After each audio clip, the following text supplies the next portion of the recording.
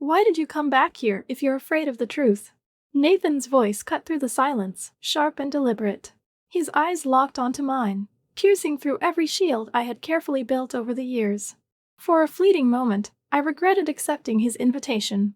This mansion wasn't just a house. It was a shadow that loomed over my childhood, a place where secrets were kept buried and fears were nurtured. It had been years since we last stepped foot here, and I swore I'd never return. But Nathan had a way of convincing people to visit, he'd said with that smile, a smile that always felt like a challenge. Let's see what we left behind. I didn't come alone. His sister Ivy and my best friend Mia joined us. At first, it seemed innocent enough, a nostalgic trip, a chance to reminisce. But the moment we crossed the threshold, the air shifted. Something about this place felt alive, like it had been waiting for us to return. Nathan was in his element. As soon as we arrived, he disappeared into the library, only to return holding a yellowed map and a small brass key. This, he announced, holding them up, is where it all begins. I glanced at Mia, who gave me a skeptical look, but curiosity got the better of us. What is it this time, Nathan? I asked, trying to sound uninterested, but my voice wavered. It's not just a game, he said, his grin widening. It's a chance to see what's real. But only if you're brave enough to risk it. The map led us to an old room at the back of the house, a room I didn't even remember existing. Inside was a mirror, taller than me, with a frame intricately carved in swirling patterns that seemed to move under the flickering light. The second I stepped inside, the heavy door slammed shut behind us. I jumped, spinning around, but Nathan didn't even flinch. Relax, he said, his tone annoyingly calm. It does that sometimes. I wanted to leave, but something about the mirror pulled at me, its surface dark and rippling, as though it was alive. Ivy reached out to touch it, but Nathan stopped her. Not yet, he said. Why are we even here? Mia asked, folding her arms defensively. Because, Nathan said, stepping closer to the mirror, his reflection shimmering unnaturally, this is where the truth begins. Nathan turned to face us, his eyes gleaming with an energy I couldn't place. You've always wondered about this place, haven't you? He said, his voice softer now, almost coaxing. No, I lied, though my chest tightened. Sure you have, he pressed. Why else would you agree to come back? It's not just nostalgia, is it? You feel it too. The pull of something unfinished. Mia rolled her eyes. This is ridiculous, she muttered, but I could see the tension in her shoulders. She was uneasy too. Nathan ignored her and stepped even closer to me. You know what this mirror does? He asked, his voice dropping to a near whisper. I shook my head. It shows you what you're too afraid to see, he said. And sometimes, it makes you do something about it. The weight of his words pressed against my chest. I didn't want to ask, but I had to. What do you mean by do something about it? Nathan just smiled and stepped aside, gesturing toward the mirror. There's only one way to find out. Ivy hesitated, but Nathan nodded at her encouragingly. Go on, he said, his voice softer now. It won't hurt you. Unless you let it. Her hand trembled as she reached out, her fingers barely grazing the surface of the glass. It rippled like water, and a strange hum filled the room. Ivy gasped, pulling her hand back, but Nathan placed a reassuring hand on her shoulder. It's just beginning, he said.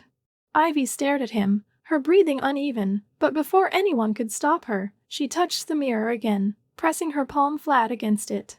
This time, the ripple grew, swallowing her reflection entirely. What's happening? Mia asked, her voice shaking. Patience, Nathan said, his tone maddeningly steady. The ripple faded, and Ivy stumbled back. Her face was pale, her eyes wide and glassy. What did you see? I asked, grabbing her arm. She looked at me, her lips trembling.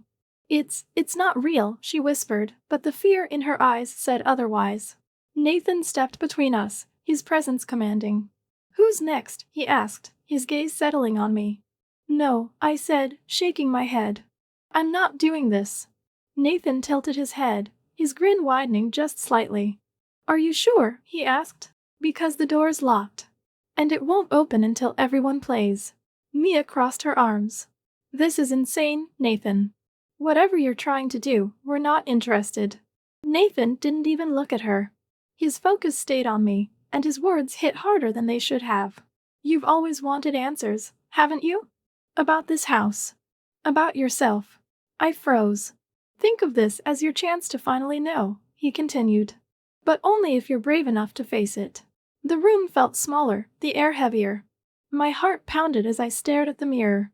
It seemed to pulse, as though it was alive, waiting for me. Nathan stepped closer, his voice low and steady. The truth is right there. You just have to reach for it. My hand hovered in the air, shaking. I hated the way he made me feel, like I had no choice, like he already knew what I'd do. What if I don't want to know? I whispered. Nathan leaned in, his words brushing against my ear. Then you'll stay trapped, just like the rest of us. Something about the way he said it sent a chill down my spine. I didn't know if he was lying or if there was more to this game than he was letting on. Either way, I wasn't about to let him win. I took a deep breath, steeling myself, and reached out. The glass was cold, and the ripple was instant. The room spun, the hum growing louder until it drowned out everything else. My reflection vanished, and in its place, something else stared back. My heart stopped. It wasn't just a reflection, it was a version of me I didn't recognize. And it was smiling. In the center of the room stood a table, and on it rested an old, weathered deck of cards. The edges were frayed, as if they had been handled countless times before, carrying secrets I wasn't sure I wanted to know. Nathan gestured for us to sit. His movements were deliberate, slow, almost as if he was giving us time to reconsider. But there was something in his gaze, calm yet commanding, that left no room for refusal. These aren't just cards, he said, picking one up and turning it over in his hand. Each one is a challenge. You can choose to complete it, or you can walk away. But if you leave, the answers stay hidden. And you'll never know why you're really here. The room seemed to tighten around us. His words were just words, but they carried a weight that hung in the air, pressing down on me. Mia glanced at the table nervously, while Ivy's hands fidgeted in her lap. I was the first to draw a card. The words on it sent a shiver down my spine. Reveal something you're ashamed of, or face the consequences. My heart raced as I stared at the card, the letters blurring slightly in the dim light. Is this a joke? I asked, trying to muster a smile, but my voice gave me away. It's not a joke, Nathan replied, his expression unreadable. There's no room for jokes here. I glanced at Mia, hoping for reassurance, but she avoided my gaze. Ivy, sitting to my right, stared at her hands, squeezing them tightly until her knuckles turned white. Fine, I said, inhaling deeply, trying to gather my courage. I'll go first. My voice cracked as I began to speak. I confessed to something that had haunted me for years, my fear of responsibility, my tendency to avoid challenges because I was terrified of failing. Saying it out loud felt like stripping away my armor, leaving me raw and exposed. Good, Nathan said when I finished, his tone almost congratulatory. But there was something else there, something deeper, like he had been waiting for this moment. Next was Ivy. She hesitated before drawing her card. When she read it, her face went pale. The words seemed to drain the strength from her. Go to the attic and retrieve what was left for you. I can't, she whispered, shaking her head. Her voice trembled, and her hands clutched the edge of the table. You can, Nathan replied softly, yet there was no room for argument in his tone. You have to.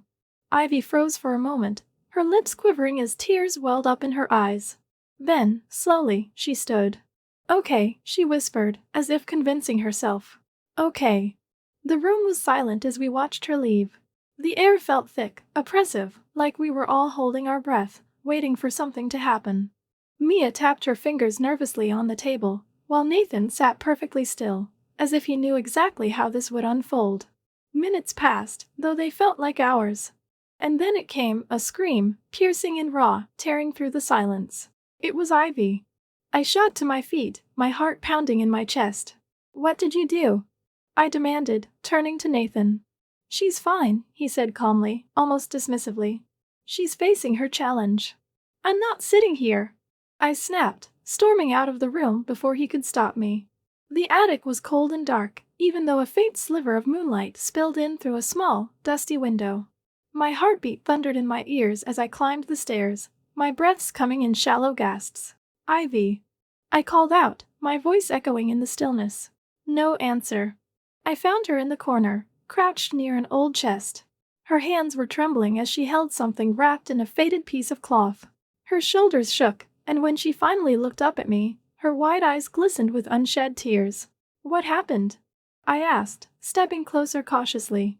It's Mom's journal," she said, her voice barely above a whisper. "It's been here this whole time." I stared at her, stunned. Their mother had left years ago, disappearing without a trace. It was the wound that Ivy carried with her every day, a loss she had never been able to make sense of. "Why is it here?" I asked, my voice shaking. She didn't answer. She just clutched the journal tighter, as though it might disappear if she let go. When we returned to the room, Nathan was waiting, as calm as ever. Mia stood off to the side, arms crossed, her expression unreadable. "You knew it was here," I said, glaring at Nathan. "Didn't you?" His only response was a slight smile, the kind that gave nothing away. "Ivy faced her truth," he said simply, his gaze shifting to me. "Now it's your turn." The weight of his words settled heavily on me. I didn't know what he meant, but I could feel it, a sense of inevitability. "What's my challenge?" I asked, my voice quieter than I intended. Nathan handed me a card without a word. I hesitated before turning it over, my pulse quickening as I read the words, "Enter the room at the end of the hallway alone. Only then will you understand." I looked up at him, searching for an answer in his expression, but he gave me nothing. He just nodded toward the door. The hallway stretched out before me, long and dimly lit.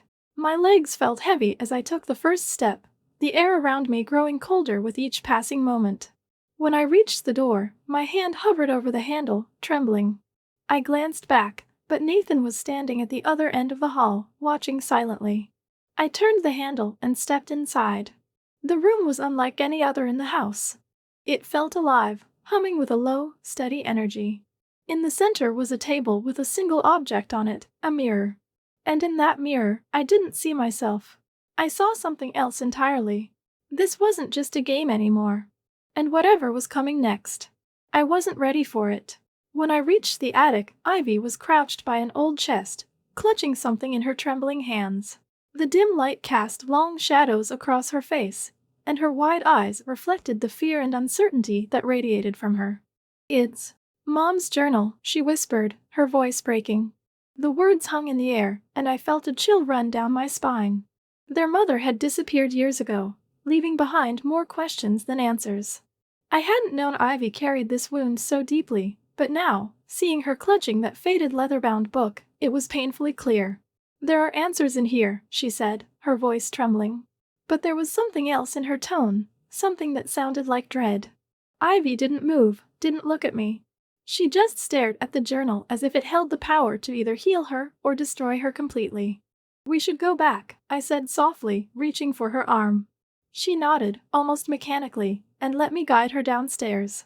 Back in the room, Nathan and Mia were waiting. Nathan stood by the table, calm as ever, while Mia paced nervously, her arms crossed. The air between us was tense, as if we were all waiting for something to explode. Ivy placed the journal on the table, her hands shaking as she let go. The worn leather cover seemed to absorb the dim light, drawing our focus entirely. "This is only part of what we're looking for," Nathan said, his voice steady, his expression unreadable. He flipped the journal open, revealing pages filled with handwriting, neat, deliberate, yet somehow frantic in its precision. "What does it say?" I asked, stepping closer. Nathan didn't answer. Instead, his gaze settled on me, sharp and unwavering. "It's your turn now," he said, his words carrying a weight that made my chest tighten. I hesitated, my eyes darting to Mia for reassurance, but she looked as lost as I felt. Nathan gestured toward the door, his calm demeanor somehow more unsettling than if he'd demanded I go. "I don't remember this hallway," I said as we stepped into a dimly lit corridor. The walls seemed closer than they should have been, and the air was heavy, almost suffocating. "That's because it's been waiting for you," Nathan replied, his voice soft but firm. I glanced back, but the door to the room had already closed behind us. There was no turning back now. We stopped in front of a door at the very end of the hallway. It was simple, unassuming, but something about it felt wrong. My instincts screamed at me to turn around, but Nathan's presence behind me was like a magnet, pulling me forward. "This is the place where you'll see yourself for who you really are," he said, stepping aside. Go on. What's in there? I asked, my voice barely a whisper. You'll find out, he said. But only if you're ready. I stared at the door, my heart pounding so loudly I was sure he could hear it. My hand hovered over the doorknob, trembling. You don't have to be afraid, Nathan said, his voice almost gentle. But you do have to choose. I wanted to ask what he meant, but the words wouldn't come. Instead, I took a deep breath and turned the handle. The room beyond was nothing like I'd expected. It was small and bare, with a single object in the center, a mirror. The mirror wasn't like the one in the first room. Its surface was polished, pristine, and it seemed to glow faintly, as if it were alive. I stepped closer, drawn to it despite the pit growing in my stomach. Look, Nathan said from behind me. That's all you have to do. I didn't want to. Every instinct told me to turn around and walk away. But I couldn't. My reflection stared back at me, perfectly normal, at first. Then it changed. The person in the mirror wasn't me, not exactly. It was a version of me, stronger, bolder, but darker somehow. Her expression was colder, her eyes sharper, and the smile that crept across her lips sent a shiver down my spine. What is this? I whispered, my voice barely audible. It's you, Nathan said simply. The part of you you've been hiding. No, I said, shaking my head. That's not me. That's something else. Is it? He asked, stepping closer.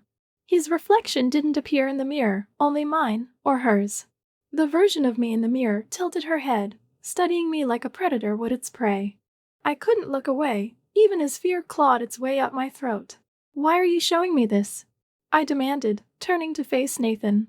Because you need to see it, he said, his tone calm, almost soothing. You can't move forward until you accept it.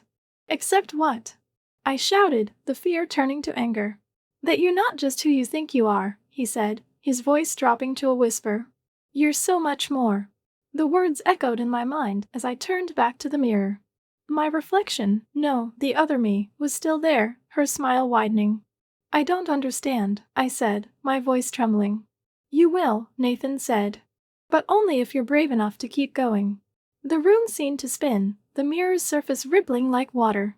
I took a step back, my legs threatening to give out beneath me. This isn't over, Nathan said, his voice steady and unrelenting.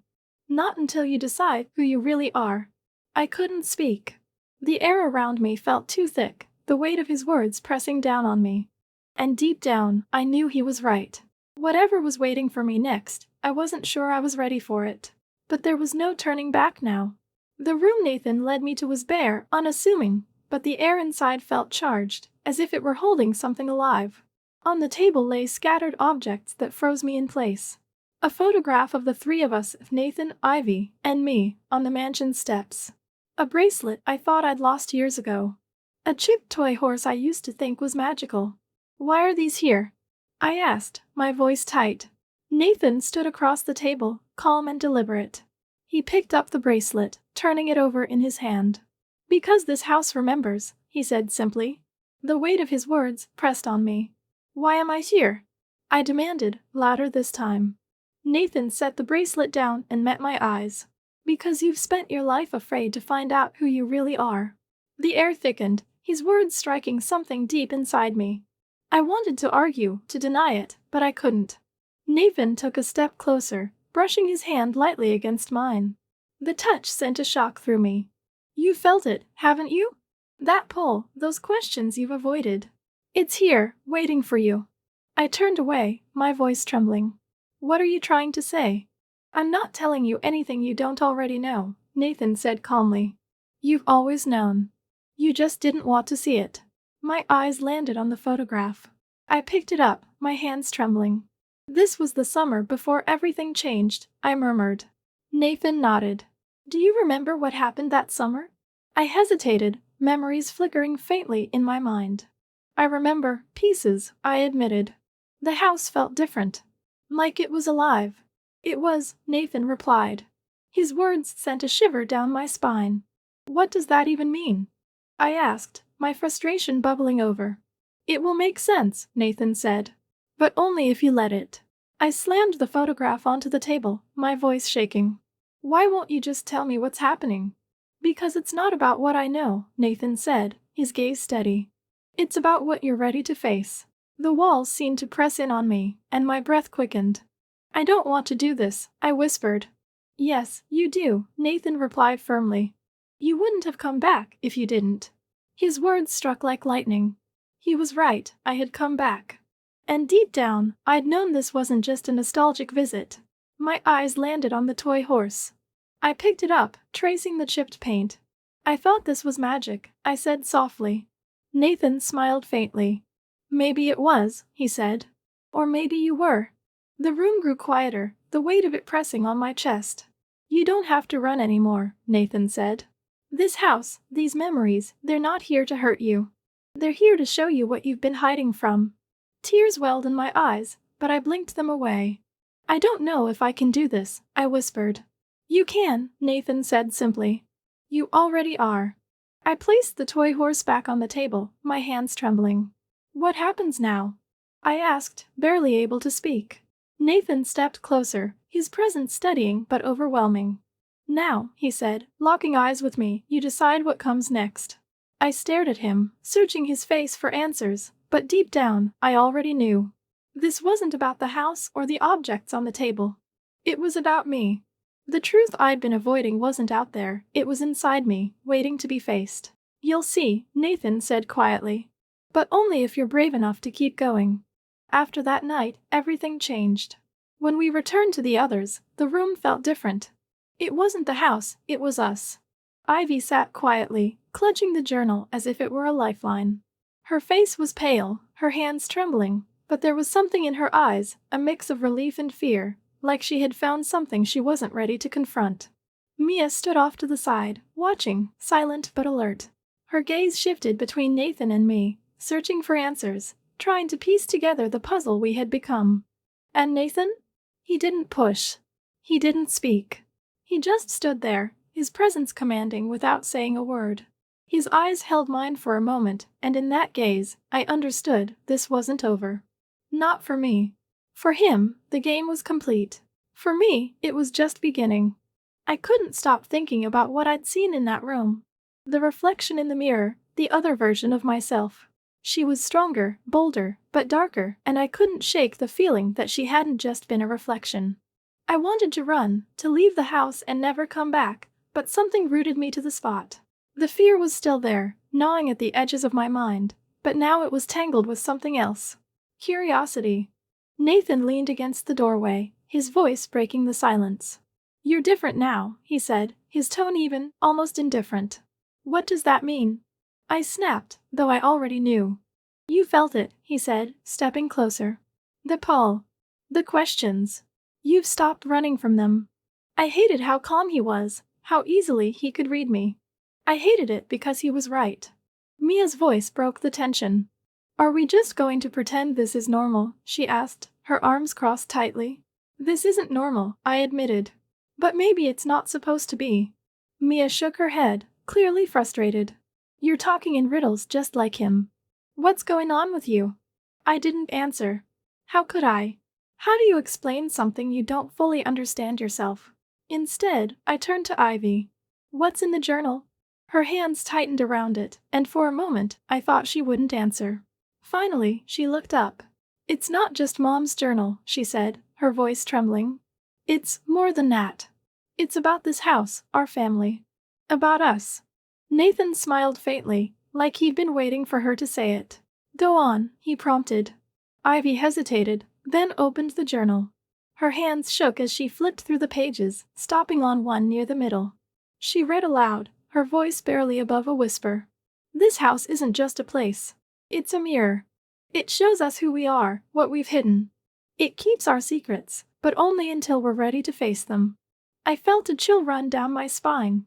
The words echoed everything Nathan had been saying, everything I'd seen. What does it mean? Mia asked, her voice tight with unease. It means the house isn't done with us, Ivy said, closing the journal. The hours passed in a blur. Mia left first, muttering something about needing air. Ivy followed shortly after, clutching the journal as though it might disappear if she let it go. That left just me and Nathan. The silence between us was heavy, but it wasn't uncomfortable. It was charged, like the air before a storm.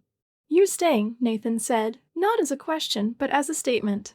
I didn't answer. I didn't need to. Nathan stepped closer, his presence steadying but overwhelming at the same time. "You know there's more," he said. "More than the mirror, the journal, all of it. You feel it." I swallowed hard, the weight of his words pressing down on me.